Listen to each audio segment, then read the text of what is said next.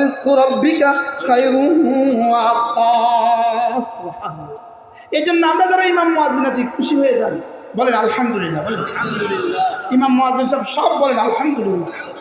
রব আমাদেরকে আল্লাহর ঘরের খাদেম বানিয়েছেন। রব আমাদেরকে কি বানিয়েছেন?